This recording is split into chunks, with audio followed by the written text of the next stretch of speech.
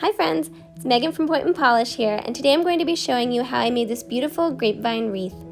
Mine has a patriotic theme, but you can use these same tips and tricks to create any type of grapevine wreath that you would like. I started with this old wreath that I had on hand, and then I grabbed a bunch of different florals. I get my florals from the thrift store, from the dollar store. I always get them for a bargain whenever I can find them. I also had these old metal stars laying around that I had thrifted a long time ago, and a cute pinwheel that I had on hand. You can also use some ribbon or some burlap cloth to give yours dimension. If you're not already, go ahead and join me over on Instagram and TikTok and see my other DIYs. Okay, let's get started.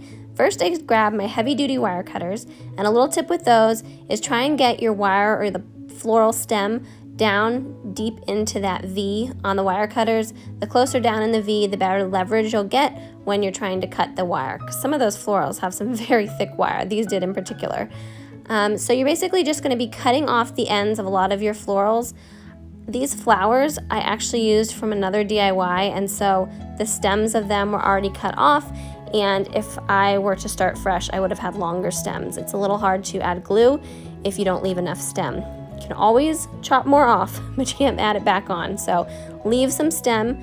That way you have a little more wiggle room when you are sticking it into the grapevine wreath and gluing it on. Next, I went ahead and planned out my wreath. I always plan my wreaths out just so I can get an idea of spacing before I start gluing anything.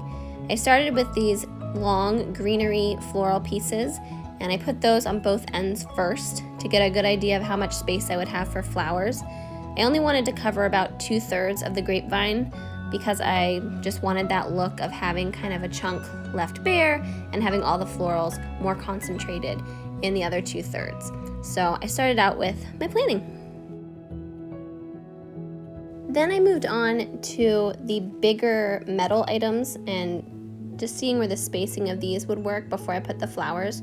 This pinwheel, I couldn't really cut it off to glue it in, so I knew I was going to have to use some floral wire and attach it, so I wanted to make sure I had that set first, and then I went ahead and added all my big flowers and then went to the smaller flowers and the smaller greenery. I always start with the big things first and then move in to use the smaller pieces to fill it in and give it a more full look.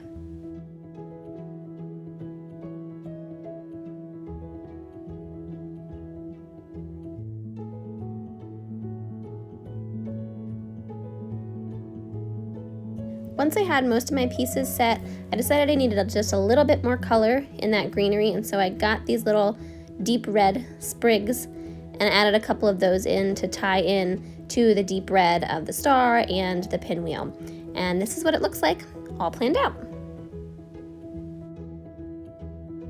And now it's time to actually attach everything. So I started with the piece that would need the most help in attaching, and that is the pinwheel. That's the heaviest item, and I knew I was going to need to give it a little bit of extra support to get it to stay in the grapevine wreath properly. So I added some floral wire, wrapped it around the stick of the pinwheel and one of the thicker pieces of grapevine. And I actually did this on the front and the back of the grapevine to make sure that the pinwheel stays where it's supposed to. I then, at the end, added a little bit of hot glue to make sure that the pinwheel was facing in the direction that I wanted. Then I went to the big floral pieces. I took everything off and kind of put it to the side and put the big floral pieces in.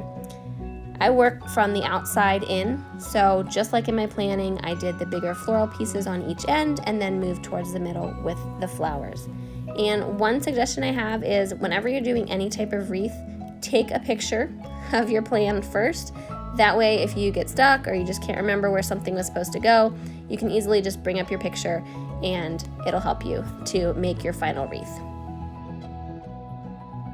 As I'm attaching all of the floral pieces, I put a bead of hot glue on the stem and I slowly push it into the wreath, making sure that the stem is attaching to the wreath in multiple places. And then I go back with my hot glue and add a couple little beads of hot glue to make sure that the floral is very well adhered to the wreath and also facing the direction that I would like it to. In order to make your wreath really have that nice professional full look, you want your flowers to not just be placed right on top of the wreath. You want some of them to face the inside, some to face on top, and some to face out. 3/4 of the way around the wreath. That's what gives it the full professional look. I love these little metal stars that I thrifted because they have little keychain pieces, little circle keychain pieces in the ends, and so it was really easy to attach them to the grapevine, and they are not going anywhere. They are stuck on there well. After I was done with that, then I went through and added some little pieces of greenery and baby's breath throughout. And I think that's my favorite part of wreaths, is adding the greenery at the end. That's what fills in any holes and covers up any spots that you want to be covered, and it's really what gives it a nice full look. Lastly, once everything is attached, I go through and give everything a little tug just to make sure that I've attached everything really well and I didn't miss any pieces. I also give it a good shake to make sure that everything is stuck on there nicely. And here is how this Patriotic beauty turned out. I just love the end product. What I love most about this wreath is I just used things I had around my house. I had that grapevine wreath hanging around, thrifted items that I had gotten, and old leftover florals from DIYs, and putting all those together, look what they made. Such a beautiful piece of home decor. So guys, thanks so much for watching. Let me know if you learned anything, and happy wreath making. See you next time.